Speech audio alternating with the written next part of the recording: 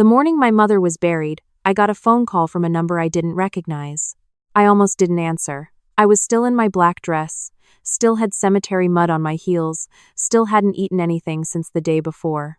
My aunt was in the kitchen making coffee nobody wanted. My younger brother was sitting on the front porch staring at nothing. The house felt wrong, too quiet, too full of flowers that smelled too sweet, like the world was trying to cover something up. I answered anyway. "Is this Claire?" The voice was a woman's. Calm. Professional. "Yes," I said. "My name is Patricia Holt.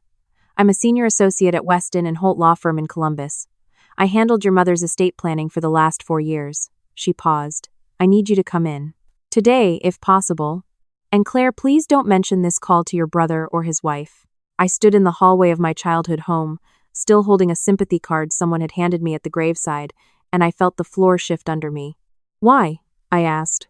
"Because your mother asked me not to," she said. "She left very specific instructions. I'll explain everything when I see you."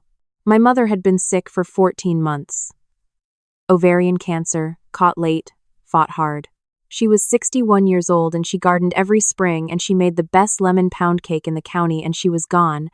And I had spent the last 2 weeks in a fog so thick I could barely remember driving to the hospital, let alone making it through a funeral. But something in Patricia Holt's voice cut right through that fog. I told my aunt I needed some air. I got in my car. I drove to Columbus. The law office was on the 4th floor of a glass building downtown. The receptionist brought me water I didn't touch.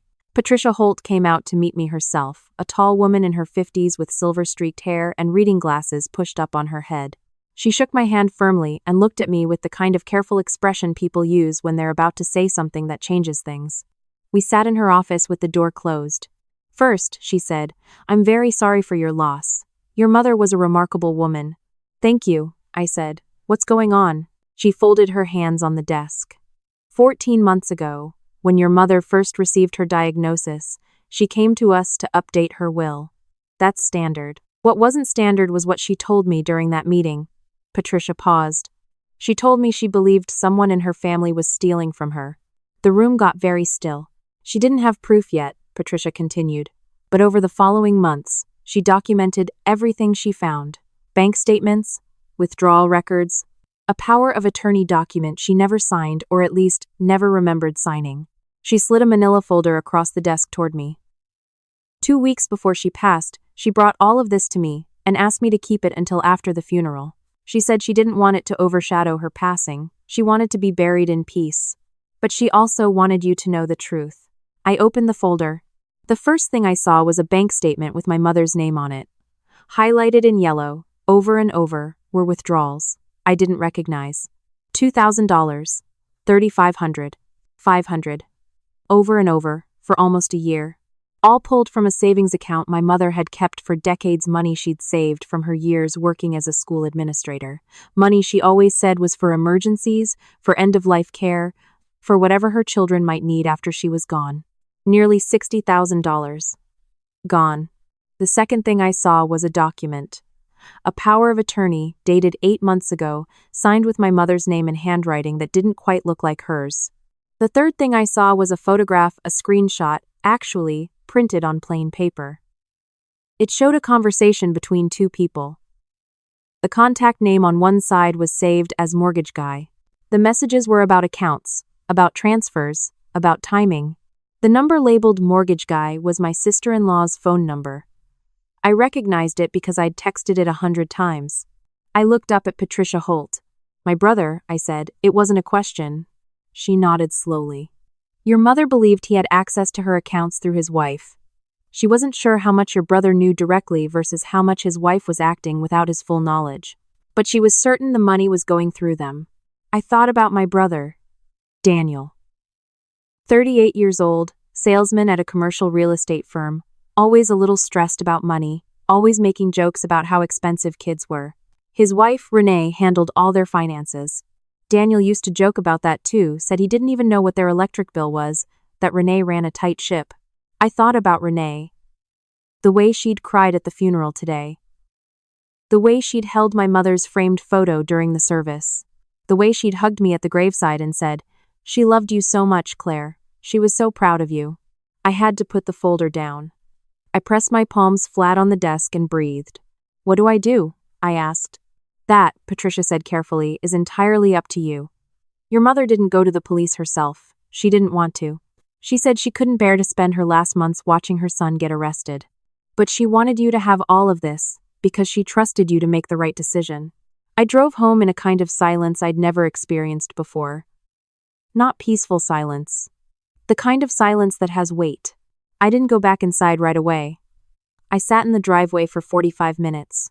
I thought about my mother standing alone in her house, sick, going through her own bank statements with a highlighter, writing things down, building a file, carrying this secret through every chemo appointment and every bad day and every phone call where Daniel and I took turns asking, "How are you feeling, Mom?" And she said, "I'm fine, honey. I'm fine." She protected him right up until she couldn't anymore.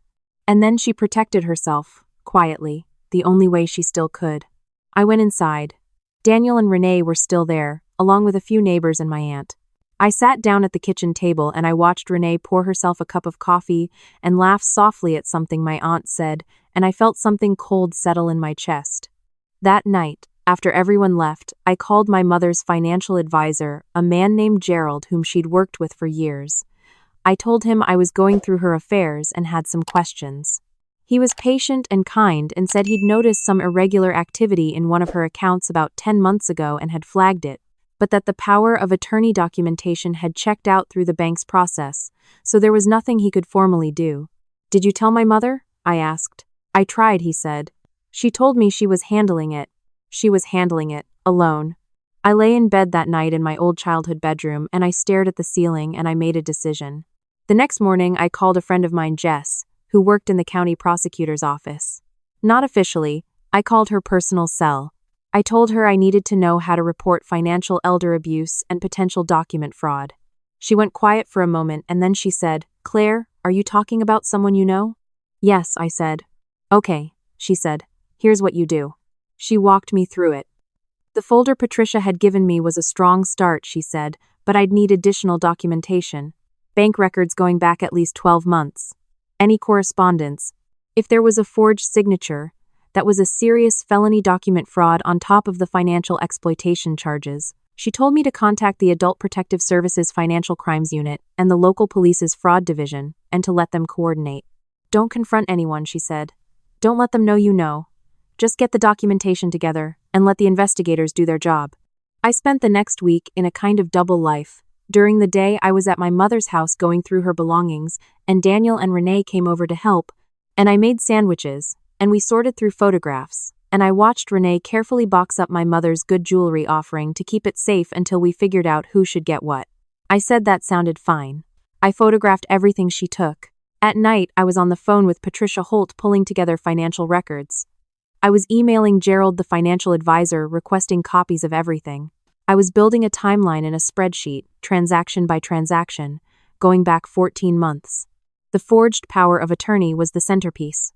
A forensic handwriting examiner contracted through the fraud investigation unit after I filed the formal report confirmed within 3 weeks that the signature on the document was not my mother's. The ink distribution was wrong. The pressure patterns were wrong. My mother had severe arthritis in her right hand the last 2 years of her life, and her signature had a characteristic tremor that was completely absent from the forged version. Someone had practiced her signature. Someone had gotten close enough to know what her signature looked like, and still hadn't gotten it quite right. Daniel's name was not on the account, but Renee's email address was linked to the online banking profile. The withdrawals were made through online transfers, mostly to an account that turned out to be a joint account held in both their names, one I'd never known existed, at a different bank than where they kept their regular checking. The motive, when the investigators laid it out for me, was almost unbearably ordinary. Daniel and Renee had been in serious financial trouble for over 2 years. A bad investment in a rental property. Credit card debt they'd been hiding. They'd refinanced their house and it hadn't been enough. They were 6 months away from losing everything when the withdrawals started. My mother had been their solution. A sick woman, alone, aging, with a savings account she'd built over 30 years. A woman who loved her son so much she'd spent her last months protecting him even while she documented what he was letting happen to her. I don't know, even now, exactly how much Daniel knew. The investigators believed Renee was the primary actor, that she had access to my mother's accounts, had obtained a blank power of attorney form, had forged the signature, had made the transfers. Whether Daniel knew the full scope of what his wife was doing, or whether he told himself not to look too closely, I genuinely don't know. What I know is that he cashed the money with her, that their mortgage got paid, that my mother went to her grave knowing and saying nothing. They arrested Renee on a Thursday morning. Daniel called me 11 minutes later. He was crying so hard I could barely understand him. "Claire, what did you do? Why didn't you talk to me first?" "Because Mom asked me not to," I said. "She came to me, Daniel. Not you. Think about why." He went silent. "She knew," I said. "She knew the whole time. She documented everything. She went to a lawyer. She built a paper trail because she was afraid. Afraid of what was happening and afraid of what it would do to our family if she said something while she was still alive. She carried that alone for 14 months. He started to say something. I didn't let him. She protected you," I said. "Even at the end. She protected you. And this is what that got her." I hung up. Renee was charged with financial elder abuse, forgery of a legal document, and wire fraud. The total amount she had taken from my mother's accounts was $63,412. She was convicted 8 months later and sentenced to 4 years in a state correctional facility, with an additional requirement to pay full restitution to my mother's estate. Daniel was not charged. The prosecutors determined there was insufficient evidence to prove he had direct knowledge of or participation in the scheme. He lost his wife. He lost his home. They couldn't keep up payments without the money they'd been stealing. He moved into an apartment in a different part of the city. I haven't spoken to him since that phone call. I don't know if I ever will. Part of me thinks about my mother choosing not to confront him, choosing to protect him, and I wonder if she would want me to try to find my way back to some kind of relationship with my brother. But another part of me thinks about her sitting alone in her house going through bank statements with a yellow highlighter, and I can't get there yet. Maybe not ever. My mother's estate, what was left of it, was divided according to her will. She'd left specific instructions that her savings, once recovered, were to go into a trust for my children, should I have them, not Daniel's. Mine. She'd updated that provision 6 months after the withdrawals started. Patricia Holt told me that when she handed me the trust documents. I sat in that same office, in the same chair, and I read my mother's words in the formal legal language, and behind it I could hear her voice, practical, clear, decided. She had known. She had planned. She had loved me by making sure there was something left. I drove home a different route than I usually take. I don't know why. I ended up passing the cemetery without meaning to, and I pulled over for a minute and I sat in the car and I looked at the gate. I thought about how the last time I'd talked to her, really talked to her 3 days before she died, when she could still carry a conversation, she'd held my hand and said, "You're going to be okay, Claire. You know how to handle things." At the time I thought she meant grief.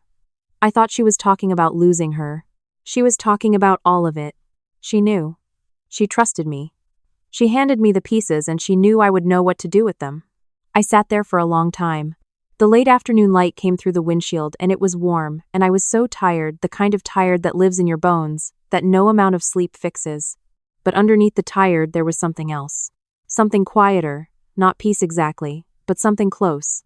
She didn't die without anyone fighting for her. She made sure of that. And I keep thinking about what it means that the person who loved her enough to do something was the one she chose to tell. Not the courts, not the police, not a friend, me, her daughter. I used to wonder sometimes, the way you do, whether I mattered in the particular way that counts, whether the people I loved felt how much I loved them back, whether any of it registered. I know now, it registered. I was the one she called. That's the thing about the people who really know you, they don't always say it out loud. They show you in what they hand you when there's no one else in the room. My mother handed me the truth. I made sure it meant something.